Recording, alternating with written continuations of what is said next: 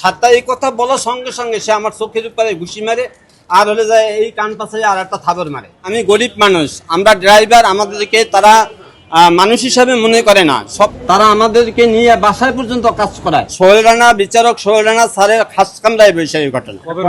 আজকে সকাল 9:30টায় তার পিয়ন দ্বারা আমাকে ফোন দেয় যে স্যারে আপনাকে ডাকছে।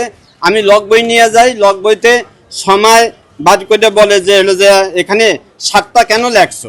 আমি বললাম যে স্যার আপনি 8টার সময় গাড়িতে ওঠেন, 7টার সময় আমি যদি গাড়ির কাছে না যাই তাহলে গাড়ি ধোয়া মোছা পরিষ্কার আমি কিভাবে করবো, এই জন্য তো আমি 7টায় লিখছি। 7টা এই কথা বলার সঙ্গে সঙ্গে সে আমার চোখের উপরে ঘুষি মারে, আর হলে যায় এই কান পাশে আর একটা থাবর মারে।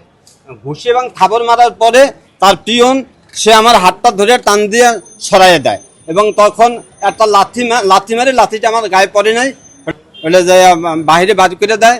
তখন আমার হলে যায় চোখ ফুললে এরকম হয়ে গেছে, চোখ দিয়ে পানি পরে, আমি চোখ দিয়ে একটা আলোর মতো বাইরে এসে পরে আমি স্যারের খাস কামরায় সোহেল রানা, বিচারক সোহেল রানা স্যারের খাস কামরায় বসে এই ঘটনা।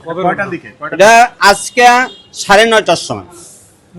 চোখে এখন ওটা কি মণি কয়, মণি, চোখের মণিতে ফ্র্যাকচার হয়েছে। আমার এই যে প্রেসক্রিপশন, এখানে আপনারা ইংলিশ যারা পড়তে পারেন, হ্যাঁ এই কাগজ আছে, এই যে আমার ওয়াশ করছে তারা ভিতরে, যে হলে যে কোনো হয়েছে কিনা। হ্যাঁ আমি আমার বাঁচতে হলে তো আমি তো অবশ্যই আমি মামলায় যাবো, কারণ এই রকমের অন্যায় অত্যাচার এই আমরা যারা 4র্থ শ্রেণীর 3য় শ্রেণীর কর্মচারী আছি অহরে এই রকমের করতে আছে। তারা আমাদেরকে নিয়ে বাসায় পর্যন্ত কাজ করায়, হ্যাঁ তারা আমাদেরকে নিয়ে সারাদিন খাটায়। এখানে খাটানোর পরে তার 14 গোষ্ঠীর হলে যায় অমুক আত্মীয় সমুক আত্মীয় অমুক জায়গায় দিয়ে আসো, অমুকের নিয়ে আসো, স্কুল ডিউটি এইটা সেইটা এগুলো করায় হলে যায়।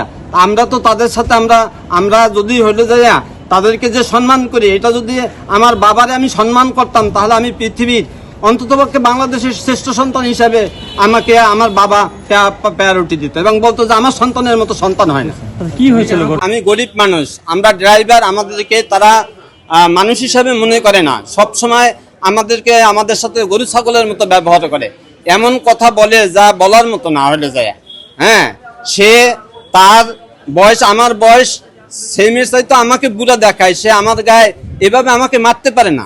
দেশে আইন কানুন আছে, আমি যদি খারাপ কিছু করি তাহলে এখানে প্রশাসনিকভাবে সে আমার উপরে অ্যাকশন নিতে পারে, সে তো আমাকে এভাবে আমাকে শারীরিকভাবে নির্যাতন করতে পারে না।